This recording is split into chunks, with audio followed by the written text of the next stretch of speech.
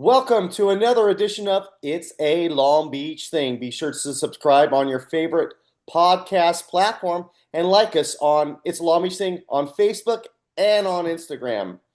I have a treat for you guys today. I have my longtime friend, Rick Anderson, here.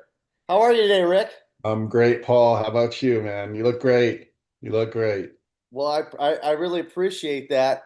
Uh, Rick and I, we go way back. He probably doesn't even remember this, but he was playing basketball for St. Cornelius. He was 1 year older than me, so he was eighth grade. I was seventh grade, and we played St. Cornelius. I was at Goretti, and there was a guy on the team, Rick Anderson, who was literally a foot and a half taller than everybody else on the court. And I'm like, what in the heck are we doing? Why is this guy on this court? And needless to say, you dominated the game. I don't remember what the score was, but I think you alone probably scored more points than my whole team combined. Yeah, I think it was a lot of the instance of a lot of eating a lot of green beans when I was a kid. My mom shoved them down my throat and I just started sprouting. So some people call me the Jolly Green Giant too. So it was pretty funny. But I remember those heydays at St. Cornelius and what a great like experience for me because we had Jason Capono that was playing on our team and this I guy did not named know Todd that. Tomich. Yeah, so Capona was in seventh. He was 1 year below, and then Todd Tomich was he went to Yale and was a cornerback at Yale. Went to Lakewood, and so we had him, and we were just we're blowing teams out. It was like we had to put the mercy rule on them a lot, but yeah, it was fun. Those are the days. Absolutely.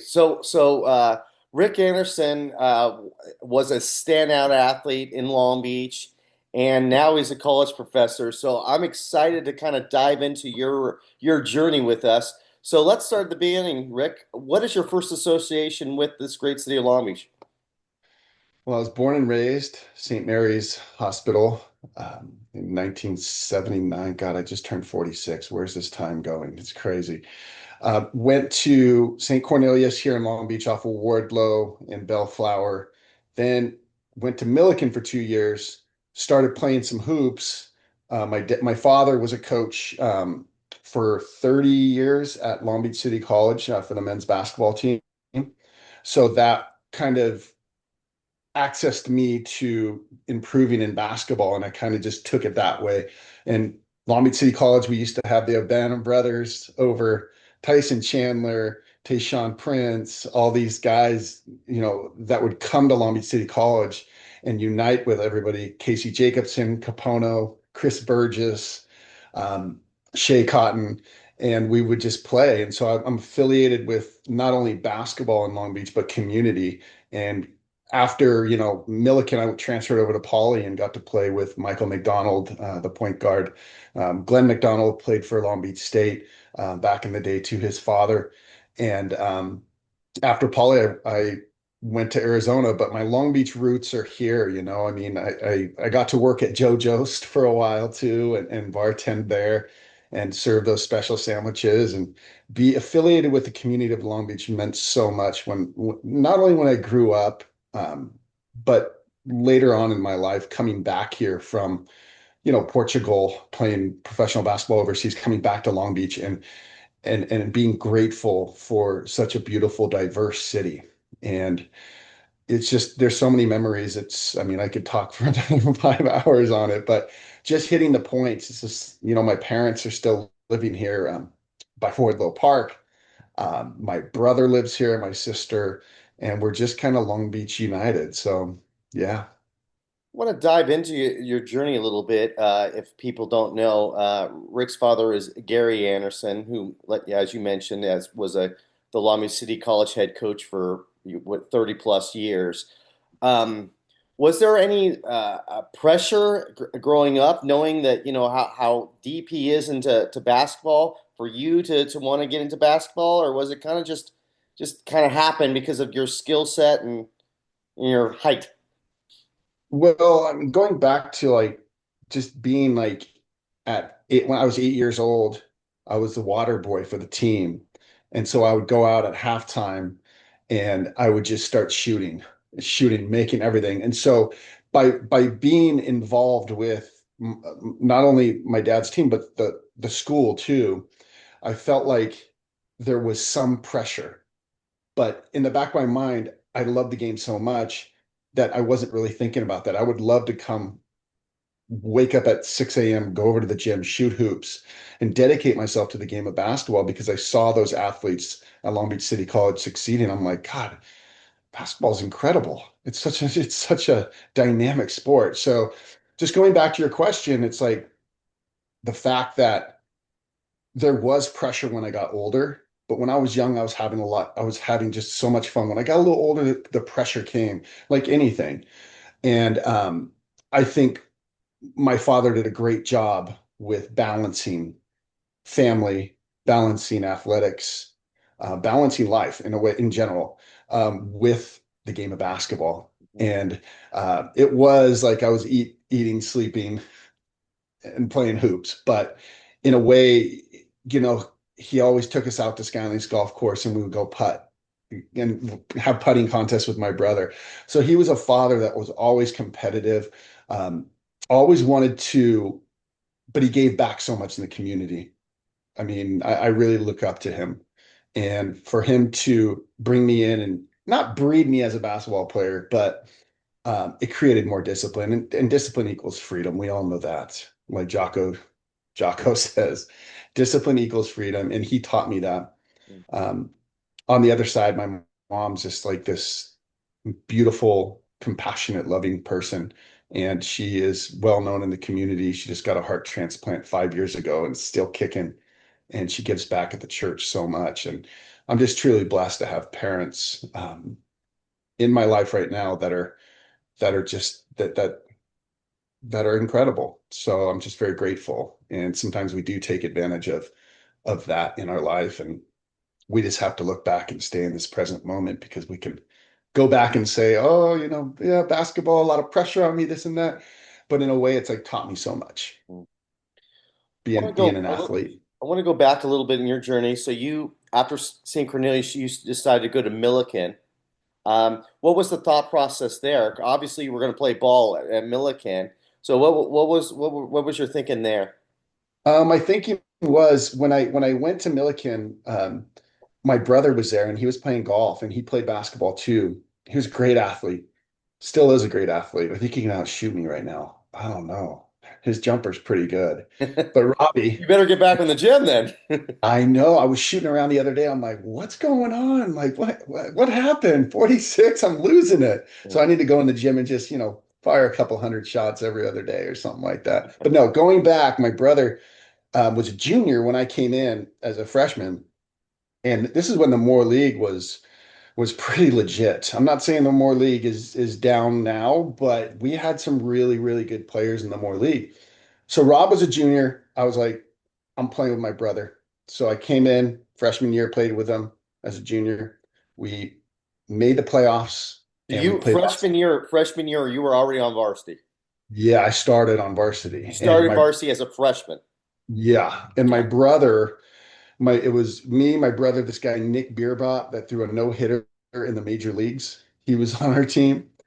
We had Jeff Brooklander, big Long Beach guy. Brooklander was our point guard, and we JoJo's, came he's a in. JoJo's alum too. He worked at JoJo's too, and so we had this mesh of guys. It was a great season. We lost in the playoffs against Los Alamitos, and Los Alamitos had this guy named Ali Ton and this guy Chris Glass and Chris Glass, a few other guys that were just like legit. And I shot a half quarter to tie, and it went in and out, and it was just like, oh, and I was talking smack to the crowd, hitting threes. Everybody hated me. I talked a lot of trash, because I could back it up, but like that was kind of my thing was like I'll just basketball I'll do the talking, but I'll talk a little smack too. There's nothing wrong with that. But yeah, so going for Milliken and then transferring over to Poly was a big deal for me. What was the So thought process there when you because your starter sophomore year, I would imagine you're a starter as well, at probably better Milliken, than you were as a freshman. I'm sure. What was the conversation? Because I'm sure the Milliken coach was pretty upset that you were leaving. The city was upset too. I mean, yeah, I remember. I mean, this was a while back, but it was in the papers and stuff that, that I betrayed Milliken.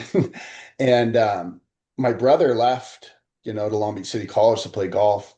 Um, he graduated, and I saw him, and Michael McDonald talked to him, and Mike was like, "Dude, you should come over to Poly." And then the Artesia coach, Wayne Marino, had Capono over at Artesia. This is before James Harden came in. Yeah. And Marino reached out to me and was like, "You gotta come." So I was already thinking of transferring. But it was more for Poly, it was about the academics. It really was. Like I thought that the CIC program and the PACE program, that I could get something in before college where I can really, really hone into my studies. And that's what happened. I mean, honesty, me being honest right now, like the CIC help program helped me so much. Just going into college and and having a good time management and a good discipline on academics. So yeah, and I met a lot of people at Poly too. It was the right thing to do. So very very interesting. I did not know that that was one of the reasons the academics of going to Poly was one of the things.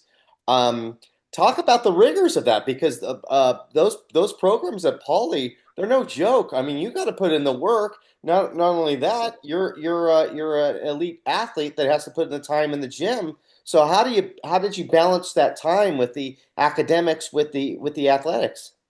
I really think it's the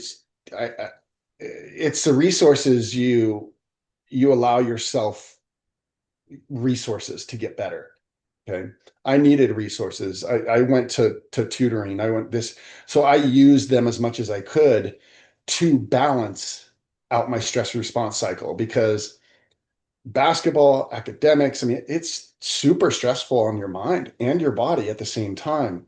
So these two elements, mind body connection, like in yoga that I've been teaching, you're trying to bring those both together in homeostasis. And homeostasis, we all know, is that's the balance between your fight or flight, where you're going crazy and you're nervous and you're stressed, and your parasympathetic nervous system. And that is when you are chill, and you can chill too much, meaning that you can be in parasympathetic too relaxed and not have that fight or flight. So you try to balance them. So the academics, the basketball, the best thing I did was use my resources as fully as I could.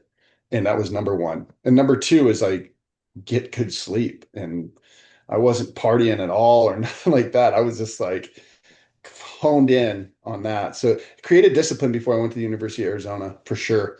A lot of discipline. And that process had been pretty fun for you. I'm sure you got a lot of looks, not just at Arizona, but probably all over the place. Did you have to go to different campuses? I'm sure you talked to many coaches. I'm sure your dad played a big role in that as well. Yeah, it was a wild time. I mean, my senior year, I remember um, taking my first trip, and that first trip was to U of A, Arizona. And I roll up and there's Luke Walton. So Luke was the same signing class as me, but he went on the recruiting trip with me and Richard Jefferson. So it was us three. We rolled up, and there's this big party at Gentle Ben's, this place called Gentle Ben's. And we roll up, and there's like Mike Bibby, Miles Simon, um, AJ Bramlett, Jason Terry, all these guys that were on the championship team, and they kind of greeted us when we walked in, and I was sold. Even though I went to UCLA and went on a recruiting trip with Lavin and Baron Davis, and then went to Utah and met Majerus and went out there for a recruiting trip after I went to U of A. Um, but I was going to redshirt at U of A my freshman year. That's what Coach Lute Olson, he was like, okay, you're gonna redshirt your freshman year, because we had, I mean, basically everybody left. Bibby, Miles, they all went to the NBA. Dickerson, uh, and so we came in, And like we talked, I was like, oh, I got a red shirt. Because we got Luke Walton, we got Richard Jefferson, we have Michael Wright, we have Ruben Douglas that's killing it overseas. Um, but Ruben passed away. Yeah, my old teammate. Yeah, and then Michael Wright too. The two teammates that signed that year, they passed away in the last 3 years. But I know I'm getting a little off topic, but going back, the experience that I had on these recruiting trips were just like I can't remember them that well because you know how things are so like fun that it just kind of goes by in a blink of an eye. And you know, Lute Olson wasn't happy when I went to UCLA and Utah and Missouri. He was like, "What are you doing? You can't sign here." So I came back and I was getting a red shirt, and then Luke Walton broke his foot like the first week of practice. And Lute was like, "All right, Ricky, you're playing this season." So I came in as a freshman, started like 7 or 8 games, and Jason Terry was our point guard. And we were playing, Mark Madsen and, Stanford and Baron Davis at UCLA. And what an experience. I was just this little skinny dude stick. They called me Stick. Come in, but I could shoot it for sure. So, was the other schools that you were talking to, did they tell you that you were going to redshirt as well, or No, I they? was gonna go on, I was gonna go in and play. But the connection I had with Arizona was my father, Gary Anderson, and me. This is kind of a fun fact, but we're the first um,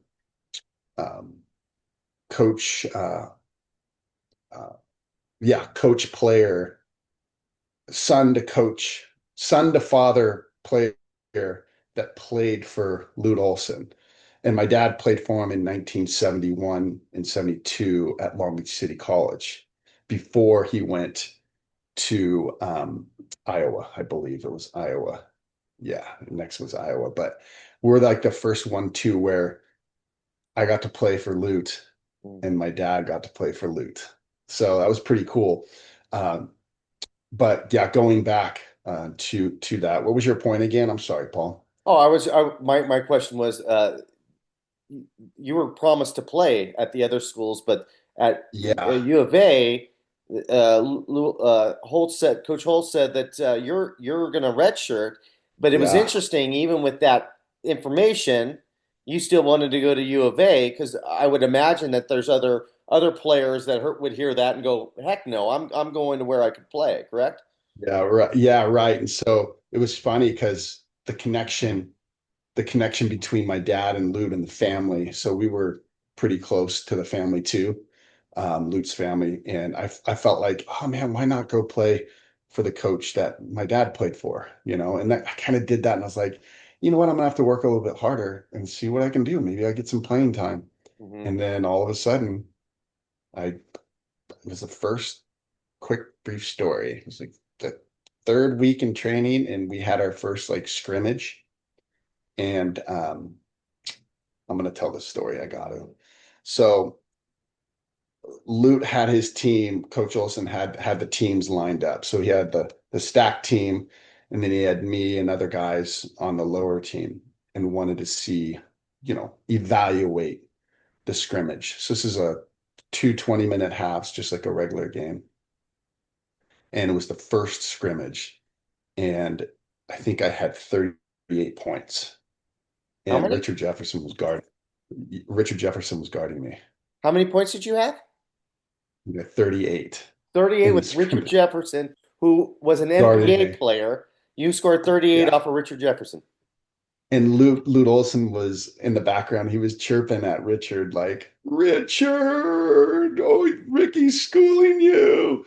And so I just caught fire. And JT was actually feeding me. Jason Terry, not JT, the other guy, Travis Wilson was the other signee.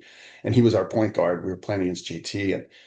And he was feeding me, dude. And I was coming off screens and hitting fadeaway threes, pointing up to because there was people from Tucson that could come and watch practices, and I'd just be pointing up, just doing a Larry Bird like wiggle, all this stuff. So yeah, those are some great memories. I haven't told that story for maybe 10, 15 years, but just going back, I wouldn't trade it for the world, signing with U of A.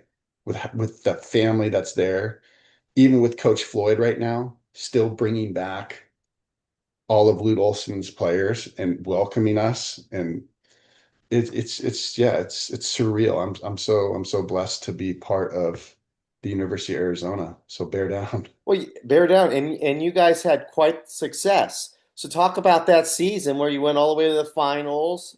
I think that's really cool. Really great accomplishment from for you and Yeah, your team. so I played my freshman year, played my sophomore year, going into my junior year, we had just a stacked. I mean, our team was stacked, and I knew I wasn't going to get playing time. So I talked to my dad. I was like, you know what, I'm going to redshirt this year, and that was my going into my junior year. So I redshirted, and so I played the scout team. Okay, so I played let's say we had practice. I would be on the scout team, meaning that I would play the best player from the team that, we're preparing for. Hmm. So, for example, if we're playing Duke, okay, like we did in the national championship game that year, I was actually Shane Battier, and then I would transfer to Mike Dunleavy Jr. So I was playing these positions, and it got me better when I redshirted my junior year. And Hmm. that was the year where we went to, the final game against Duke when Duke beat us by only about 7 points, and it was heartbreaking. Hmm. But I got to travel and experience that. And then following up the last couple of years of my career is incredible. We went to the Elite Eight, and we lost to Kansas with Kurt Heinrich and Nick Collison and that group, but it was uh it was incredible, three Pac-10 championships. Like, yeah, it's really very, very grateful. I want Very to talk grateful. about the mental side of it because you played it at such a high level. When you're in those situations, you're playing the Elite Eight, you're rattling off future NBA players. What was your thought process? Because there's probably athletes that may not admit it, but that limited belief starts going into their head, going, "What am I doing? What am I doing on the court with these guys? They're above me." What did you do to kind of fight that feeling, or maybe you didn't even have that feeling to stay locked in and say to Yeah. yourself, you know what, I deserve to be out here. I'm just as good as these guys. I belong on this court with everybody. I really think it's that you have a picture in your background. I think it's a book, and it says Hmm. grit. It says grit. And um, you can't really teach grit. And that's the one thing that was in my mind, was like it being so mentally strong but physically strong. So combining the both equals grit. Because if you don't have the mental and you're physically strong, you're all this, and then you don't have the mental, you have no confidence. You don't have belief in yourself. And so it's keeping the belief that you're worthy, you're good enough to compete. And it's keeping that discipline of showing up, getting your shots in, lifting hard, um, just doing things to your body where you can just like, oh, that's what I should be doing. And so that's the grit. I mean, it was difficult at times because I mean, I wasn't the most athletic person. I mean, that's genetics, right? I mean, it was hard. And then you get some of these guys. I mean, Andre Iguodala, that was on our team. He had like a 40-inch vertical doing windmills. He is the greatest guy. I mean, I could talk about him forever, but um, just trying to keep the mental capacity of discipline and believing in yourself, that was the hardest part. And I mean, throughout my career, I mean, at Arizona, I think it was the competition that made me not lose it. So there were so many good players that you were kind of forced to be good, like to work and work and work, because if you didn't, somebody else is going to come right in and take your position. So it was more of that grit where you're like, okay, believe in yourself, Rick. You can do this. And yeah, and How it's important was being routine through that routine was process? everything. I mean, we'd wake up and 5 a.m. we'd go to the track, and have our track days, and we'd run bleachers, and it was very physically demanding to keep. going to class. And I see why a lot of those student athletes struggle to go to class because you're so tired. Your body's tired. You're mentally tired. Everything kind of comes down on you. And it's the fact that, you know what?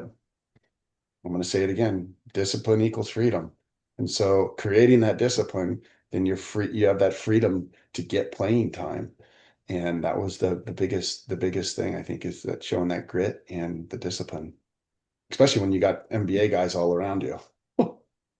Yeah. And looking at it more as the process, because as you just admitted that you weren't the most. I mean, obviously to mortals in Long Beach, you were very athletic, but you're comparing yourself to these NBA players and Right. Iguodala, one of the greatest athletes. I mean, maybe not the greatest NBA player, but when it comes to athletes, Oh, he's up there. He's first class.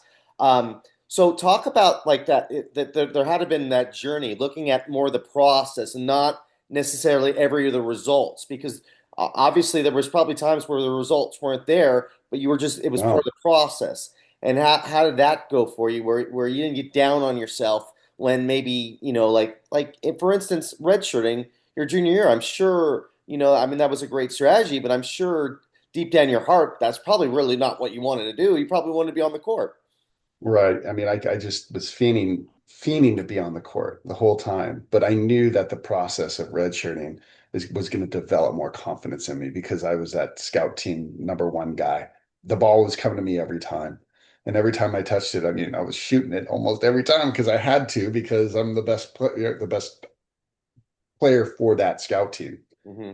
But going back to your question with like routine and time management and these issues is that we can get caught up in college like I did too with other distractions.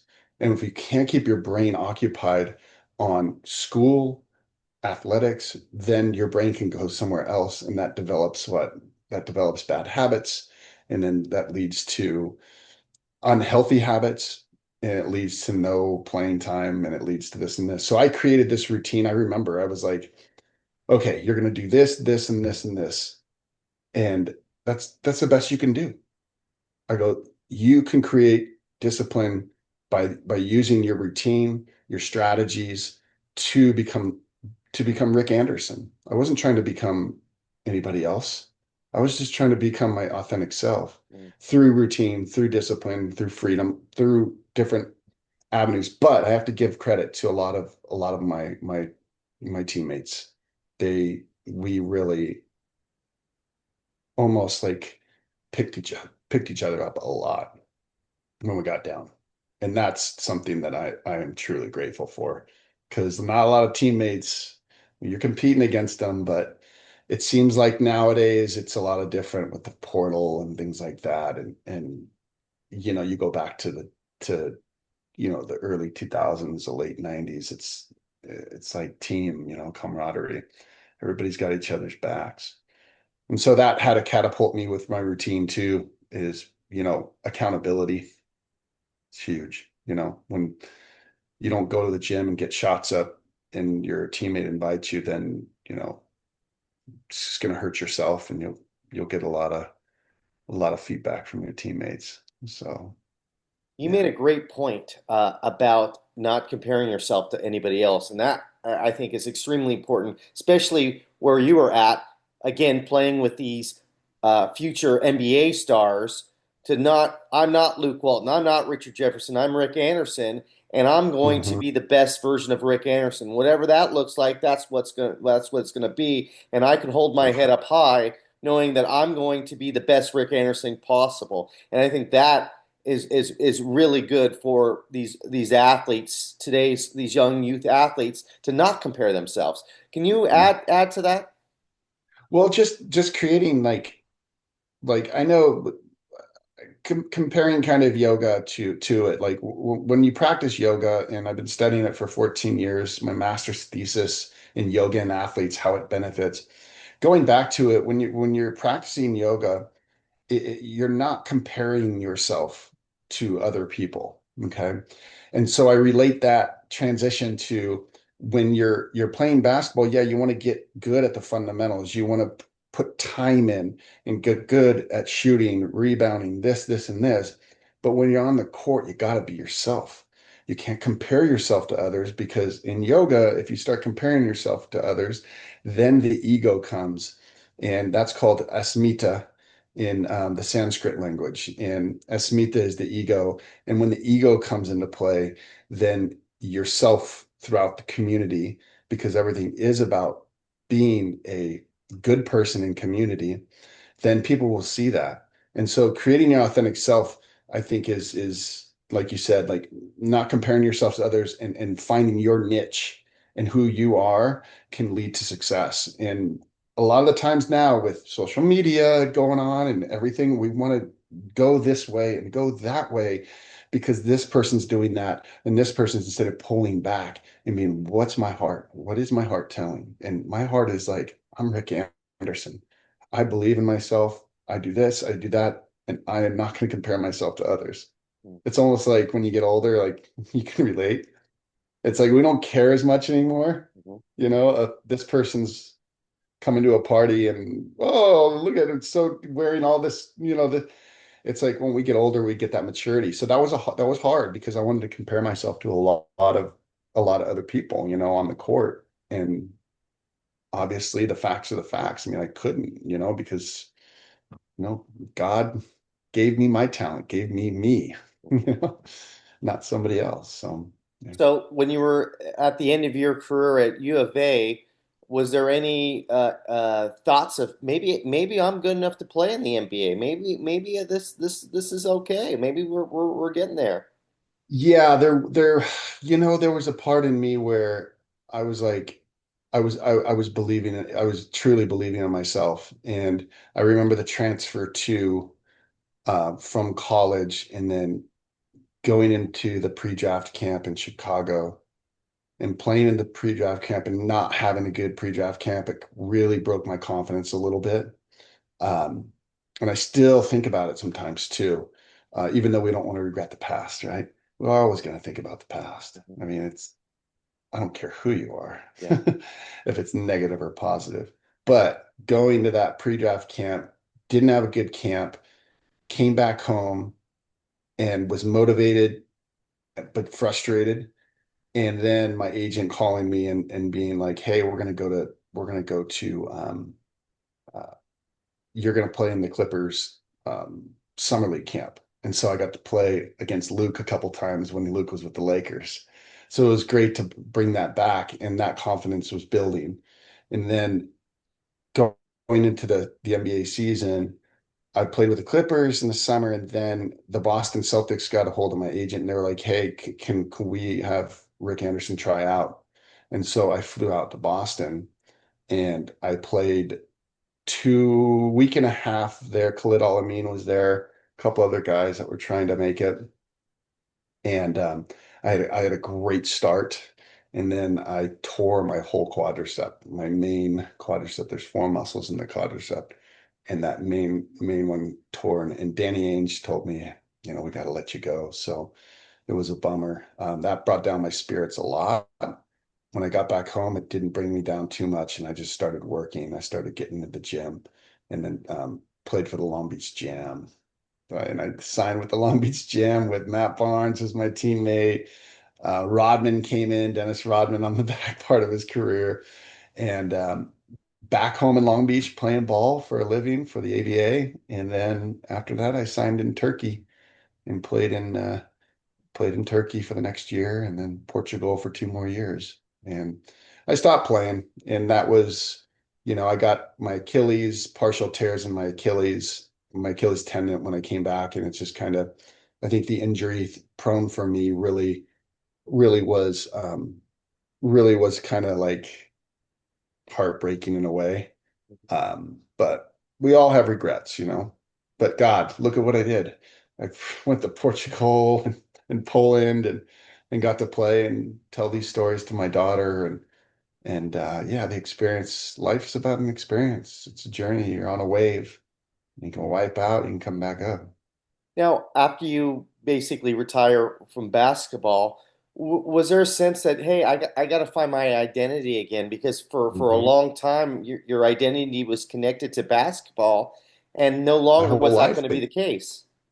yeah, that was the hardest transition when coming back from playing, um, starting a family, and then not playing basketball. I think it was a psychological and emotional kind of trauma, Hmm. like every athlete goes when you work and you love something so much, and then you can't do it anymore, and you're just like, what the? Hmm. So psychologically, I got frustrated. What am I going to do with my life? I tell my students this all the time that, you know, a lot of my students are like, "Hey, I don't know what to do with my life, this and that." And it's really nice to tell your own story on like how I got stuck. And yeah, I was successful with basketball, but now I had to find like how am I gonna live? Like this is I played basketball my whole life. So um after I played, I came back and I was like, I'm gonna start working at JoJo's. Hmm. And so I started working at JoJo's a couple times a week, and then decided to help Long Beach State out and be the assistant coach for Long Beach State basketball. I wanted to coach. Long Beach And State. finding, yeah, Long Beach State with Dan Munson, yeah. So I kind of I was kind of a specialist, a workout specialist, and they hired me to come in and do that. And coaching wasn't for me. It was my honest opinion. Like I I didn't love it. That's So interesting because I mean, because that was your dad's passion, and I it's funny know. that that wasn't your. I mean, because it And shows you that everybody everybody's says a that. different person. Yeah, everybody says that. Like they're like, man, you should be coaching this and that. And that's a hard part for me too, is to like, I know, I mean, I could be a successful coach, but am I going to love it? Am I going to be passionate about it? Yeah. Where I can come home every day and be like, God, I worked so hard today. Like it wasn't for me. So I'm like, what am I going to do?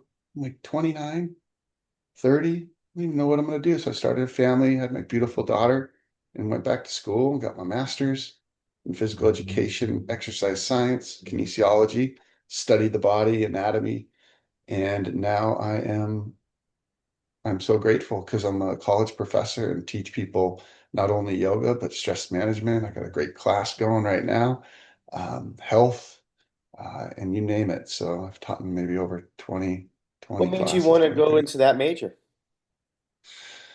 I think movement. I've always, when I was a kid, I had really bad ADHD. I was diagnosed as a young kid, and I think that movement is medicine for me.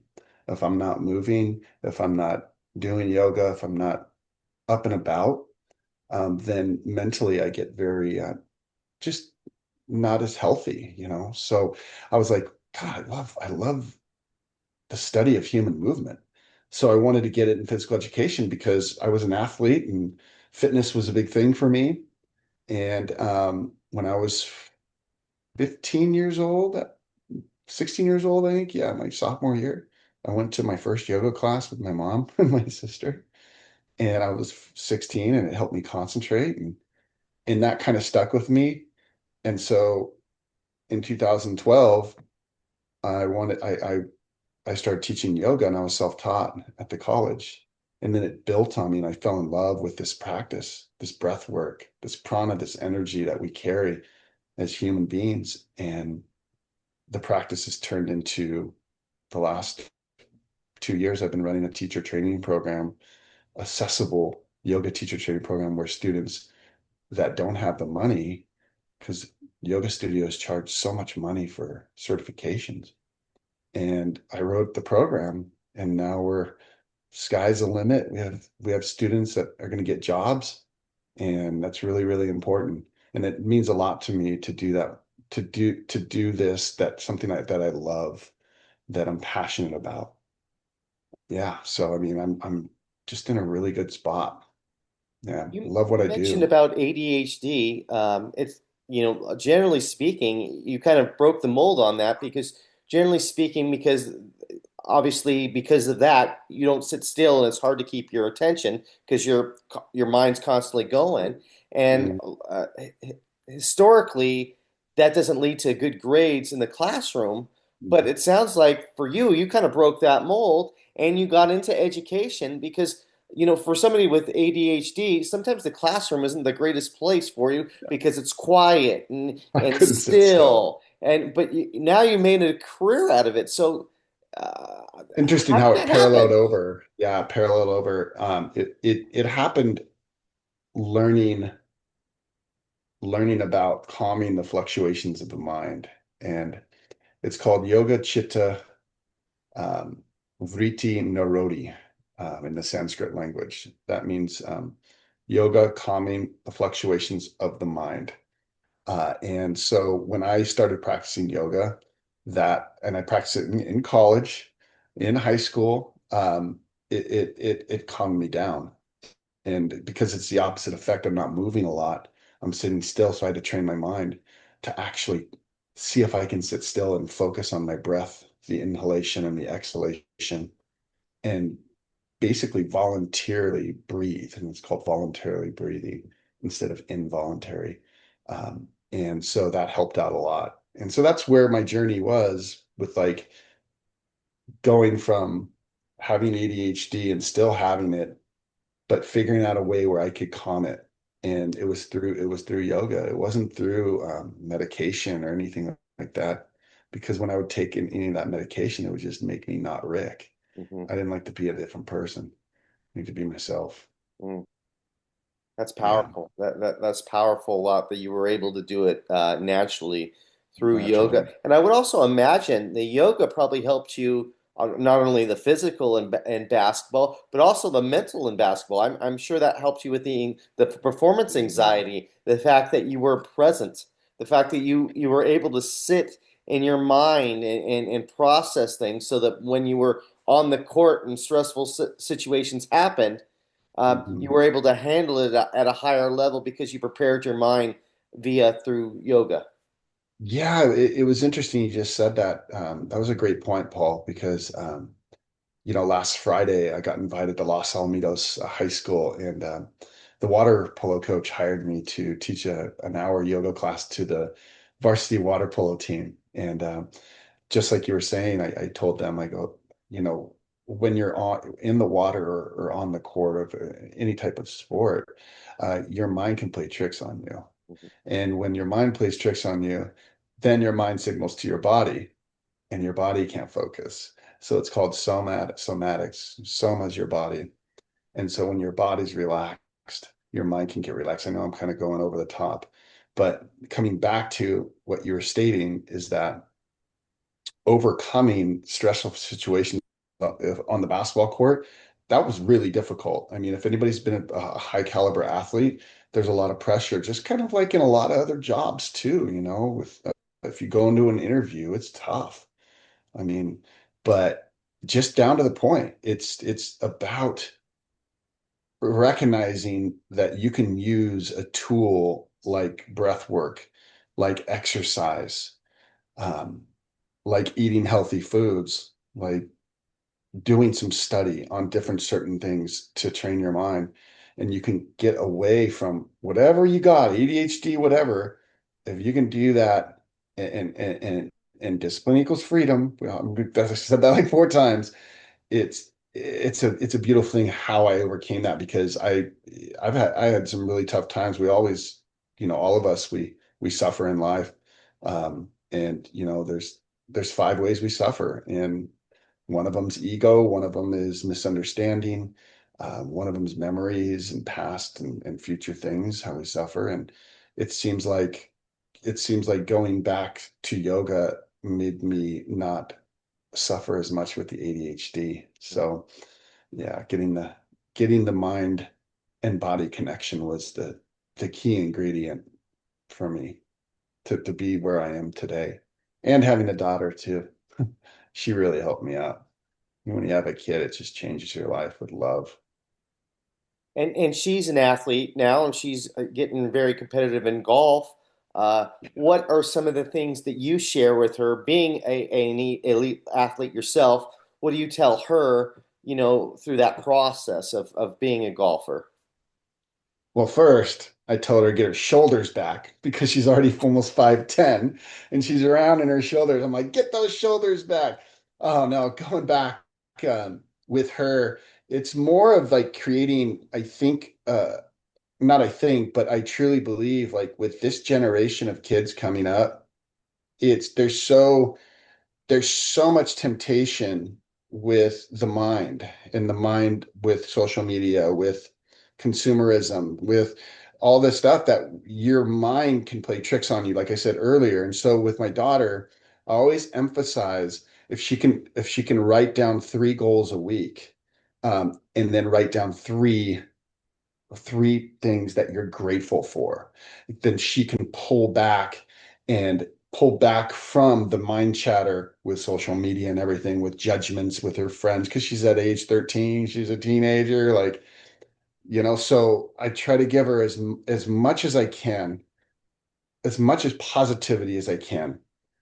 Constructive criticism's awesome. I give her that too. She doesn't like it too much when I'm on the course with her, but uh and so she's taken it well. She's really maturing, and she's very good in the classroom. She's gotten straight A's and a little bit better than me in the classroom. I still was good, but she's got some brains. But yeah, so I try to get her to write those 3 goals: gratitude, physically, we'll go to the gym here and there, get her to do some yoga. She came to her first yoga class, hot yoga, and she goes, man, that was hard. 100-degree room, so you really got to focus on your breath because the heat can Yeah. play mind games with you. So that's one of the hardest yogas you can do. I told her, and I said, if you can keep hot yoga, I mean, LeBron was doing it. A lot of these big athletes are doing hot yoga, not only for the physical side, but I think it trains your mind um, to get through the discomfort. Like if you're on the court and there's 10 seconds left in the game and it's all tied up, that practice of breath work and hot yoga, you can bring that discipline back, where you're like, I got this. And that's the true ingredient, I think, with yogic practice. Yeah. You mentioned something. What is your thought process on failure? Because how I see it, the greatest athletes in the world, obviously they don't like to fail. Nobody likes to fail, but the greatest athletes in the world and the greatest professionals, not even athletes, just professionals in general, whether you're a doctor, lawyer, or whatever, Yeah. the ones that are they don't like failure, but they're not afraid of it. Can you talk a Mm. little bit about that? Yeah, I think it starts with accountability. I think being accountable for your actions, we call it karma in yoga. Um, it's that accountability. When you're accountable, you obviously you're going to learn from your mistakes. That's the number one thing. Is failure is like learning from them. Um, Not failure, you're learning from them. You're going to learn the most from failure. I tell Lauren that, my daughter, all the time. I go, if you shank a few, what are you going to do? It's golf, right? Mhm. So you learn from those mistakes. But going back to your point, um, I think when we do fail, we blame a lot, and we blame ourselves, and it's the blame game, and taking accountability and then learning from it and then recharging into that next state of, wow, I can do that better. Oh, what's a solution? What, and then you write it all down, whatever you need to do, and you come back with a cleaner mind. And that's the hardest part, is that when you fail, it's that God, am I not good enough? And my daughter, that's one lesson it's hard to teach these kids. When they fail, a lot of them want to give up, and if they don't love it, that's okay. They can go to something else. But if they love it so much and they keep failing and not learning from it, then it can really bring down, their mental clarity, and lead to bad habits, impulsions, and things like that. So, really, that was a good question, Thank you. Paul. Thanks, And man. and now, not only are you a yoga instructor, a college professor, you're somewhat of an entrepreneur, right? You have you have a stick, a wellness stick that you developed through Mhm. yoga with your Yeah. sister. Talk about that and where you see that going. So yeah, so 7 years ago, I would anything that related to fitness or well-being, I'm trying to grab from. 7 years ago, I saw this thing called stick yoga training, and my sister and I were kind of looked at each other like, "What? They use a stick for yoga? I've never seen this, right?" And so we went up to Burbank, and there's this little Jewish older chiropractor guy that started it in Santa Cruz back in like the 80s. And so my sister and I, we went and got our training there, and we never looked back. For the last 7 years, we've been hosting classes on the beach. We're starting to develop the stick so we can sell the stick for people to bring wellness in their life. And well sticks, well means wellness, energy, leverage, and life. So we're trying to create not only community with these classes and bring everybody together, to create healthier lifestyle. And well sticks, we got kind of our business kind of going right now, our business plan. So we're excited to bring it out in the community. And it's so accessible for a 30-year-old, for a 70-year-old. I had a 92-year-old in one of my classes, um, and she just loves it. It's balance, it's long stick, getting these yoga poses deeper, stretch the fascia more. We do breath work, a little bit of Tai Chi combination with the stick. We do strength and resistance with the stick too. So it's almost like we're combining um, kind of the mind and body like in yoga, but we're using this stick as a friend, as a helper too. Almost like a third leg, if you can say. So you put it there and you're like, ooh, I can balance a little better. So the intimidation factor, of a lot of people don't want to do yoga because they're intimidated. Like, oh man, I don't want to do yoga. But this stick invites them to have a little more accessibility so they can move towards a better confident self. Mhm. I mean, it's the main thing is getting my students to be more confident in their bodies and their mind, but most of all in their authentic self we talked about earlier. Yeah. So the well sticks, we have our classes every Saturday in Seal Beach, at 10:30 a.m. Um, so suggested donations $10. So we're just starting to get it going right now. And then also I teach a Friday class at Rush Park, 9 a.m. to 10 a.m. That class is getting quite popular too. Sticks are provided, so just bring family, friends, be part of the community, and move your bodies. Just join us and Do you just sell the get sticks? out. Huh? Do you sell We're the in the sticks? process. Yeah, we're in the process of going to go sell. We have a lot of organization to do, but they'll probably be up in about 2 to 3 months Okay. for them to sell. We're going to have our YouTube page coming, YouTube channel, coming up here in the next few weeks, and then we'll get our website where you can get the sticks. But yeah, it's going to be a journey. What's It's a the great future hold journey. for Rick? The future holds for me abundance, service, I think compassion. The future is community. That's what it's about. It's meeting old friends. It's being with family. It's serving the community, and most of all, it's being yourself, your authentic Beautiful. self. Yeah. Before you go, I got two questions for you. One is this. As you know, I work with a lot of high school athletes on the mind. And again, we talked about you're a standout athlete. So what would be a message that you would want to send to the youth about athletics and giving themselves grace? I think everything's happening so fast nowadays with phones and everything, and it's just building and building and building. Self-image, self-esteem, how we look, this and that. With the athletes, not only be yourself and be authentic as you can, but have a little bit of grace and a little bit of gratitude in this section of America of the world, because we can get caught up in so many things, bad for our health, bad for our mind. So athletes, I think awareness is number one. Being aware of themselves, being aware of what's going on.